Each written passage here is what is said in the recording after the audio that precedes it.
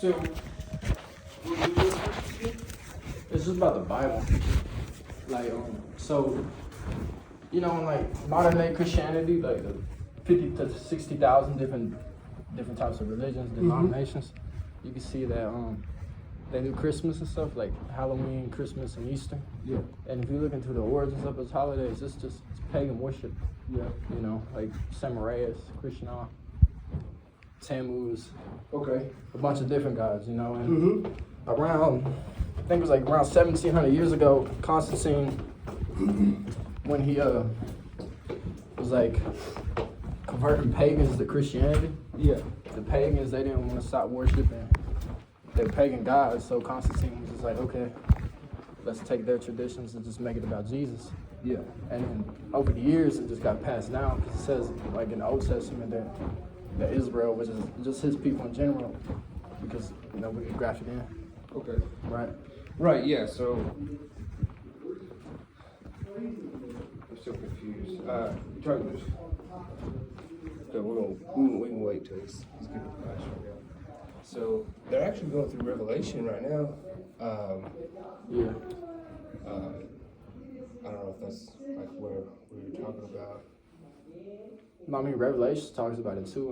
In verse 9, it says, like, if they don't repent of worshiping gods of gold, silver, and the work of their hands, then they'll be destroyed. And that's what I'm talking about, the Christmas stuff, because it says in Isaiah that they cut a tree out before. Not that's Jeremiah, but in Isaiah, it talks about even more on how they bow down to stalks of trees, and then the carpenter stretches out a rule and makes it out after the figure of a man that remain in the house. And that's talking about how people make their Jesus statues and their crosses, because it breaks the second commandment. Yeah. Don't make no graven image Yeah. under the heaven above, earth beneath, and the water beneath the earth. Yeah. But So I'm pretty sure that what you're talking about, because a lot of people think that like he's talking about like a Christmas tree, and so it's what he's talking about there is like you're worshiping this thing that you think like you're carving images like totem poles and stuff like that, and so like it's basically like worshiping a scarecrow. It's made to look like something that has no life, that has no value. It's not necessarily talking about a Christmas tree. well, Jeremiah 10 is pretty clearly talking about the Christmas tree. It says they decorate it with silver and gold like nobody else does that. Yeah. And then they have to fasten the nails that it won't move, and they have to nail the cross down floor. I mean, the Christmas tree floor, because that's even some of them people call it the tree of life. So they make it to represent something, or what else? I just know they say tree of life, but what it originally was, it was Nimrod's wing. You know what I mean? When he died, they put up a tree above his grave, and they decorated it. They put gifts on there, and then they put the ornaments representing his testicles, and the string was his sperm. Yeah. It's what the honestly, pagans do. I don't even know about all that. Like he's way more educated than I am, so he'd be able to answer your questions a lot more than I would be able to. But like, the main thing is, regardless if it's even pagan, we're not even supposed to like because the Israelites, the golden calf, obviously, I mean, pretty sure the calf was a Egyptian god, but the reason why they set that up was for their God. But they didn't do it to another god. They did it to worship Jehovah, the God of Israel. And that's You talking about the golden calf? Yeah. No, they did it to worship Baal. If you read it, it says this is our God that brought us up out of Egypt. It was like honor to the so-called God that brought us. Yeah, they made it, but they did it to worship Baal because they thought God had taken Moses and left him and abandoned him. Yeah. So, because he was up on the mountain, right, getting the 10 Commandments and stuff like that, and they're like, oh, what happened? Like, Yeah. just left us out here. Now we're gonna die, you know. Yeah, and even like, because it says his people are going to be scattered to the four corners in Deuteronomy 4, and then it's talking about how they're going to be scattered until the last days, right? And that's clearly, obviously, that's now. And it says they're going to serve gods of wood and stone, right? And that's like what the gods of wood and stone is the Easter and the Christmas stuff, because it's even if it's not like idolatry. It's still breaking the commandments because it says don't worship your God the way the pagans do. And you can even ask a pagan that the Christmas comes straight from them. And like the saintness, like it says, like don't be conformed to the pattern of the world, but be transformed by the renewing of your mind. The whole world on Christmas decorates the streets up and down. Yeah, but roads the and the early saints and the atheists, they're all early like Christianity church, the early church, the first century church, Yeah. celebrated Christmas as Jesus's birthday before any pagan holidays. It comes all the way back ancient Egypt. They got carvings on the walls and the paintings of how they use of the Egyptian gods decorating trees. And in the Old Testament too, it talks about green trees, how his people go under every high mountain and every green tree. Yeah. That's like talking about a Christmas tree because there's no other trees out here that people even talk about. Is that he might be able to answer your question. Yo, how you been? Good. I'm just here to talk about like the Bible because like you know Christmas and Easter and Halloween, the three major holidays. They call them Christian holidays and it's all about Jesus. But if you actually really dive deep into the Bible and in history, you can see that it ain't got nothing to do with him at all. You know what I mean? Like, cause Christmas comes from even Rome. It comes from Rome, the winter solstice. It was a Roman pagan holiday, it was an Egyptian pagan holiday, and it was a Babylonian pagan holiday. It's pretty much all of them. You know what I mean? But as believers in the God of Israel, you know, Jehovah says, don't be conformed to the pattern of this world, but be transformed by the renewing your mind, and like don't walk after the way the other Gentiles walk, you know, and like lust of this world and stuff like that. So I'm just saying, like, we ain't really supposed to. If y'all do the holidays, I want to do them. Well, I know here. Let's move into one of because I'm doing a class.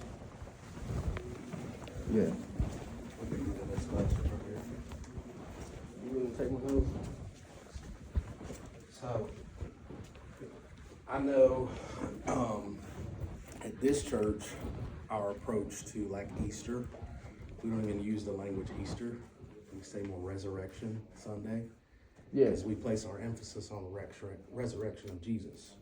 Right. As far as Christmas, we don't go all out with all the, you know, Yeah. all the worldly stuff at Christmas. You know, we place more emphasis on, hey, Jesus came to the earth to pay the ultimate sacrifice for us, and that is our focus. We don't do all the worldly holiday stuff here. Yeah. You know. So, what's your name? My name is Jax. Jax. Where are you Yeah. from?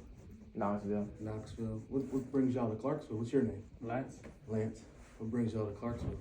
That's a long story, Okay. but what brought us to this church is the fact that clearly we're living in end times, which Okay. a lot of Christians are aware of that because they've read the Bible.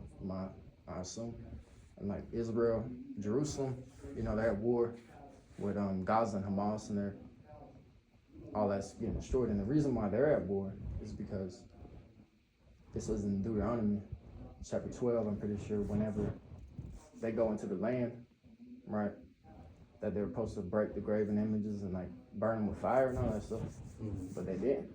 Instead, they allowed them to come in the land. That's why you got the Catholic churches all up in there with the graven images, Yeah.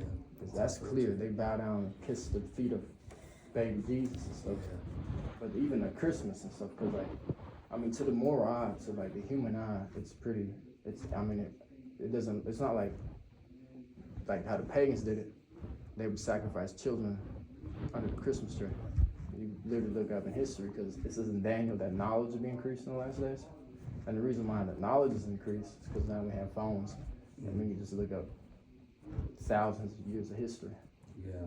You know, but the main reason why Christmas is a big deal to God is because it's the work of our own hands. You know what I mean? He's not commanded in the Bible, like the feast. You know, like, okay, so like you talk to a Catholic about their graven images, they'll use the Ark of the Covenant, how he commanded the 4 cherubims to be on the, whatever, you know what I mean? On the Ark of the Covenant when he was making it. They'll use that as an excuse to make idols, but they don't understand that God commanded them to make the Ark of the Covenant like that. He didn't command us to, set up graven images of crosses and baby Jesuses and Mary and Peter and all that. So it's breaks the second commandment that I know taught different. us to keep to all people. That was because that's what it says in how it says he fulfilled the law and then abolished it. I got you. Yeah. I think different churches have different expressions how they do things, man, and it's up to us to search the scriptures and just see. Everybody has different convictions about what they believe, things like that, man. And I encourage you just to keep searching and see what the Lord has for you, man, and just see how God will speak to you. I forget his name. He's a theologian, an early church theologian, and he made the quote: "In the essentials we have unity. In the essentials of Christianity, Jesus Christ, we have unity. In the unessentials we have liberty." So, like the things that me and Pastor Will might disagree on, we have liberty to believe those things. But in all things, in all Christianity, we have charity towards one another. And I think that's what Christians in general, from all different denominations, should stand on. Yeah. Well, if you read 1 Corinthians 1, it says that Christ is not divided, right? And then Ephesians says there's one faith, one Lord, one baptism. So we're supposed to be unified, like you said. It's all about unity, right? Pretty much. We unite on the things that are solid, like Jesus is Lord, the Bible is true, Jesus is Lord. To get into heaven, you got to be born again, and we believe that. We unite on the essentials. And I believe that's where we come together, and we never figure it out. We never have it all, figured out until we get to heaven. So, but yeah. So, are you guys like looking for a service, or No, that's what we're really here for, because, as you said, talk about reading the Bible. If you read the Bible, you can see that the end days churches are going to fall away from the truth and be turned on the fables. That's exactly what's going on, and we're just here to let people know that we ain't not supposed to be doing the holidays, no matter how much we try to justify. Well, right now it's not really a holiday season, so I know right now we have people who are in a class right now and they're teaching, and we can't really. There's not much we can really do, to help y'all right now.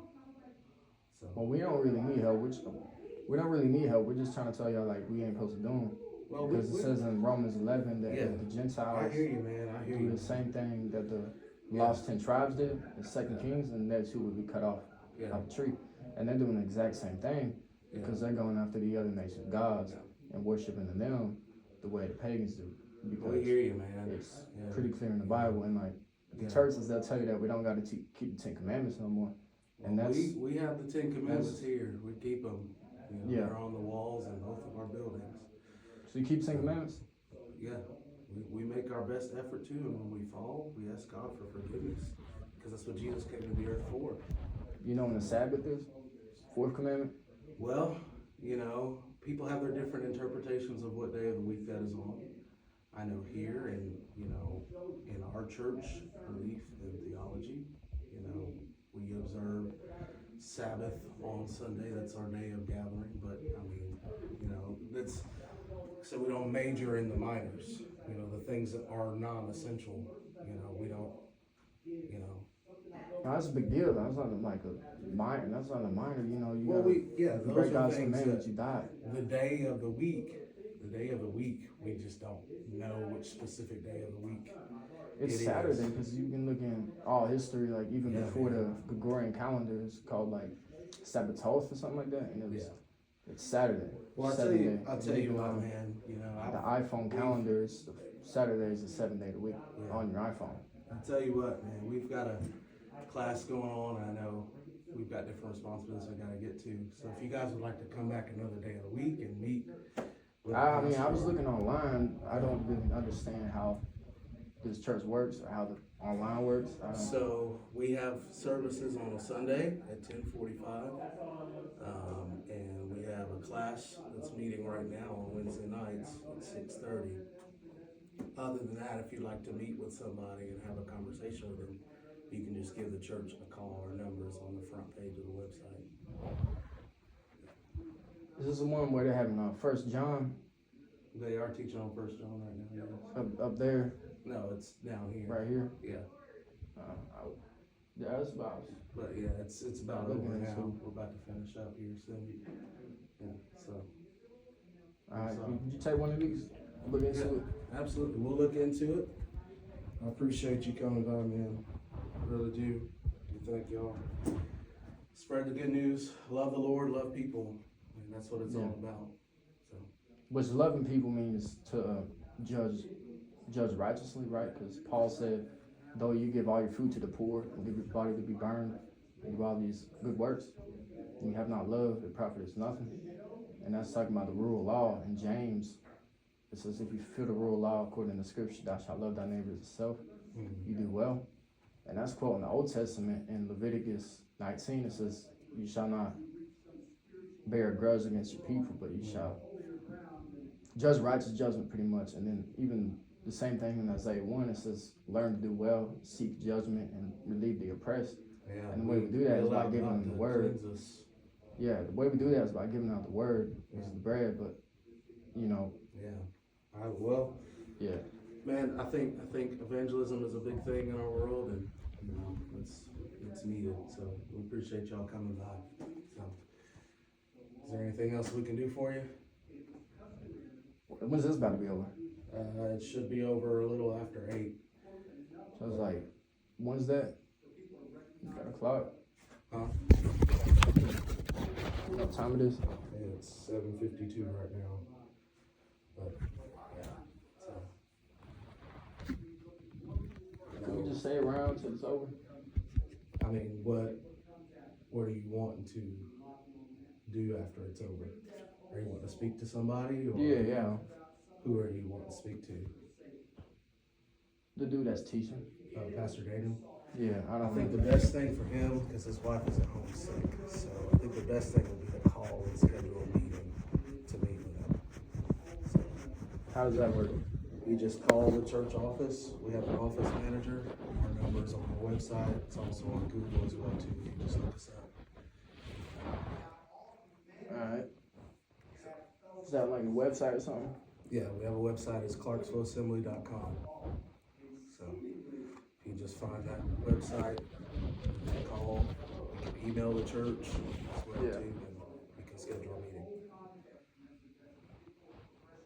Alright. All right, man. Did y'all, which door did y'all come in at? Upstairs. Very top of Yeah. You guys wanna walk back that way?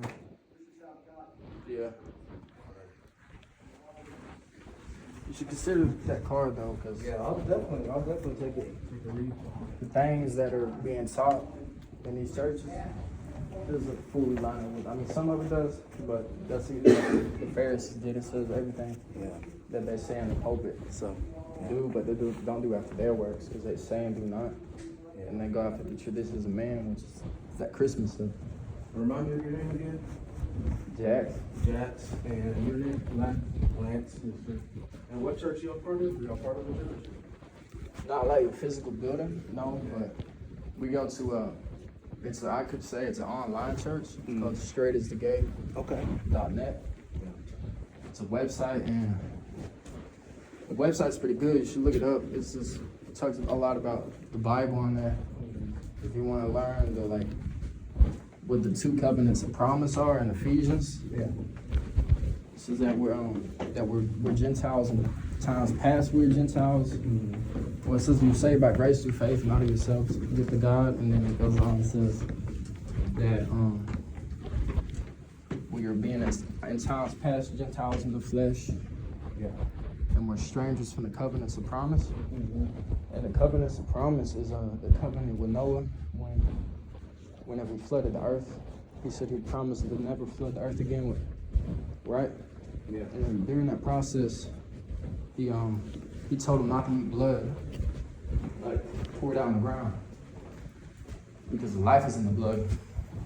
And then even if you pay attention to the unclean and the clean, he had 7 clean and 2 unclean, because the reason why he got more of the 7 is so he could have food to eat, because he said all animals that are called food would be meat for you, but not all animals are food, and that's eating unclean and clean. You know, you still can't eat pork, but the text tells you can. But even if you read in Isaiah 66, it says that those that eat pork will be consumed by fire and by sword when the Messiah comes to judge the earth.